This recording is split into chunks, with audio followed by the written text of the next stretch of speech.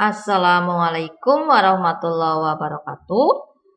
Wilujeng enjang, wilujeng pinanggi malih kali kula Buyani lumantar PJJ Basa Jawa SMK HKTI 2 Purwareja Lampung. Mliginipun kelas sedasa TKJ. Ing PJJ kaping 7 menika badhe kaandharaken materi unsur intrinsik cerkak.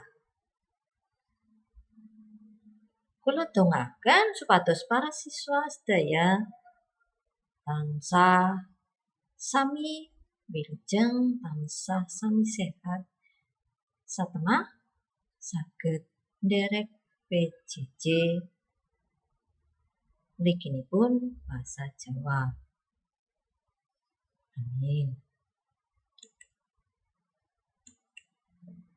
Kula andharaken unsur intrinsik cerkak menika kaperang wonten 7.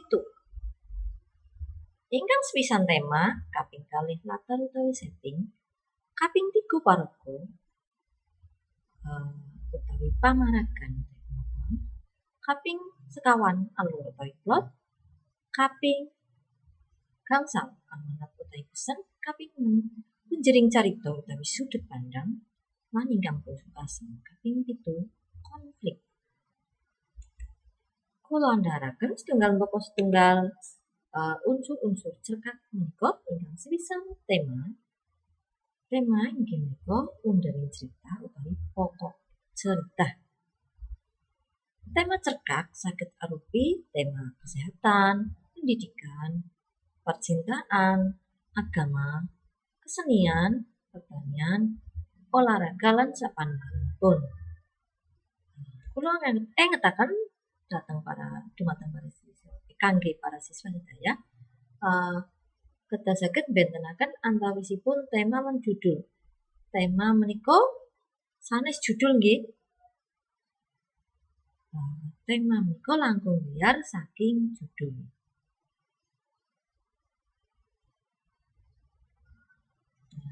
Judul menika khusus menawi tema niku umum. Tuladhane ing tema pendidikan judule saged dipendhet sekolah daring, bangku sekolah lan sapanunggalanipun. Lajeng kaping 2 saged tema kesehatan. Lajeng judulipun saged didamel dampak corona kangge kesehatan manusia. Lajeng kaping 2 pandemi corona lan sapanunggalanipun. Kaping 2 menika setting utawi latar. Sedaya katerangan ingkang saged dipendhet saking teks cerkak ngenani papan panggenan, wekdal utawi wayah lan swasana menika disebat setting utawi latar. Dados mriki latar niku saged kaperang dados 3. Wonten latar papan utawi panggenan utawi kaping 2 wonten latar wekdal lan kaping 3 latar kahanan utawi swasana. Latar panggenan tuladhanipun umpamine nang sekolahan, nang omah, nang pasar lan sapanunggalipun. Lajeng latar wektu utawi wekdal tuladhane saged wonten tembung awan, wayah uput-uput, esuk, sedurunge magrib, jam 4 sore, lan sapanunggalipun. Lajeng ingkang kaping 3 latar utawi setting kahanan utawi swasana. Tuladhane kahanan gembira utawi sungkawa, rame, sepi, susah bunga lan sapanunggalipun.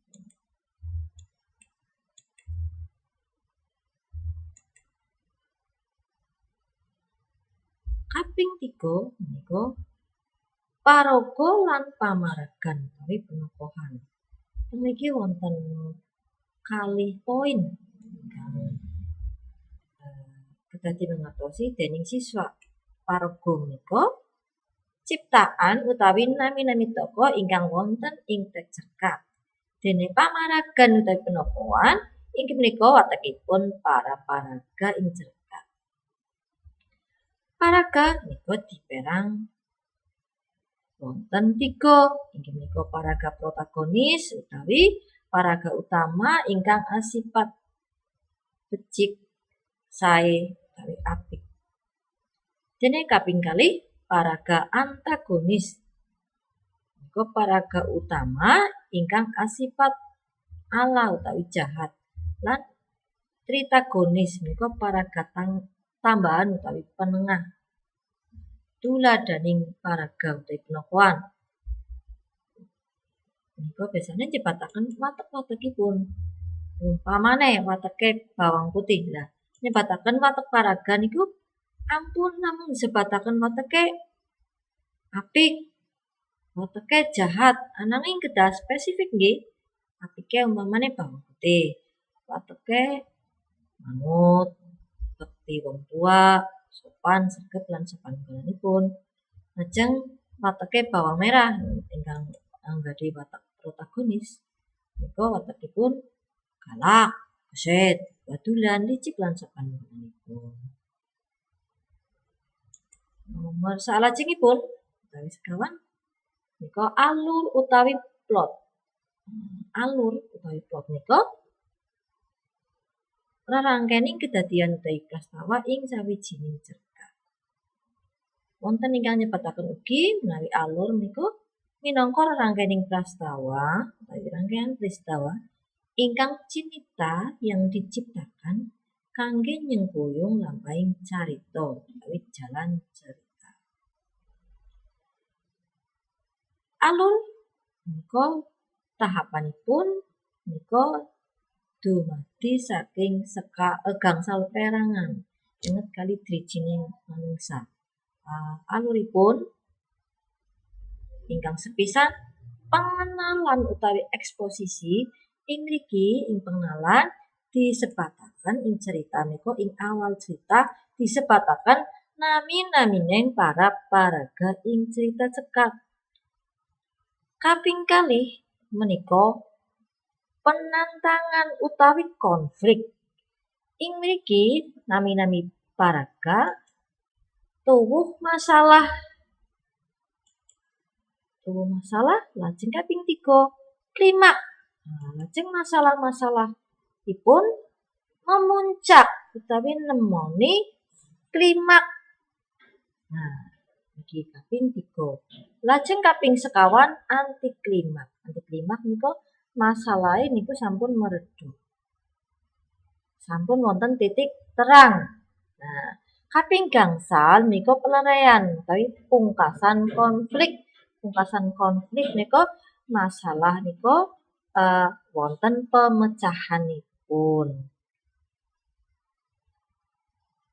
Lajeng alur menika kaperang dados 3. Wujuding alur kaperang 3. Wonten alur maju, alur mundur, lan alur campuran. Alur maju nyariosaken kedadian jaman rumiyin ngantos sakniki. Kaping kalih alur mundur nyaritokaken kedadian saniki lajeng kelingan kedadian ingkang sampun lumampah utawi terjadi. Dene alur campuran nyaritokaken kedadian utawi prastawa sakniki nemben lajeng kelingan ing jaman rumiyin.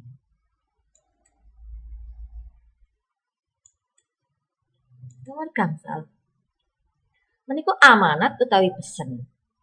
Pesen utawi piweling ing cerkak kaandharaken dening pangripta utawi penulis ingkang katujukaken dumateng para pamaos utawi pembaca. Saking pesen utawi amanat niku saged dipendhet hikmahe. Dening sinten? Dening para pembaca, dening para pamaos cerkak. Kangge napa? Supados saged dicocokaken sesambungane utawi sambung rabete kalian panguripan ing saben dintene.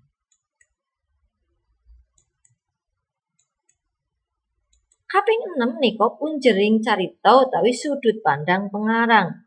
Inggih menika posisi pengarang utawi pangripta ing sajroning carita. Nah, teng mriki punjering carita nika wonten kalih sudut pandang ingkang sepisan namine sudut pandang wong kapisan. Ciri-cirine wonten paraga ingkang jenenge ngangge aku, ula utawi inyong. Aku menawa utawi menawi cerita kasebut ngangge basa ngoko basa Jawa baku. Dene kula menika basa Jawa krama. Nah, kaping 3 niku inyong. Inyong nika ngangge basa ngoko dialek Banyumasan utawi dialek Panyongan. Niku ciri-cirine wonten 3 nggih. Lajeng nomor kalih utawi angka kalih nika sudut pandang wong katelu. Ciri-cirine paraganipun arupi nami tiyang sanes utawi jenenge wong liya. Tuladhane umpamine namine Ayu, Bagas, Weni. Dados teng carita menika boten nyebataken paraga ingkang nyebataken tembung aku, inyong, kula lan ingkang maknanipun aku. Ingkang pungkasan nika konflik. Konflik menika perkawis utawi masalah ingkang dumados ingkang dados inti cerita.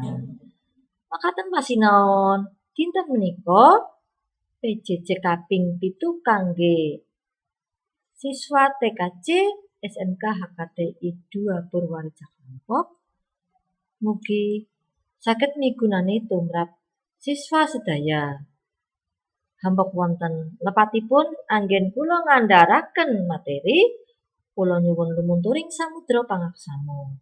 Kula nyuwun pangapunten. Kupat siram santen kula lepat nyuwun pangapunten. Wabillahi ampun kesupen. Siswa kasuwun sedaya sami nggarap tugas ing link tugas. Wabillahi taufik wal hidayah. Wassalamualaikum warahmatullahi wabarakatuh.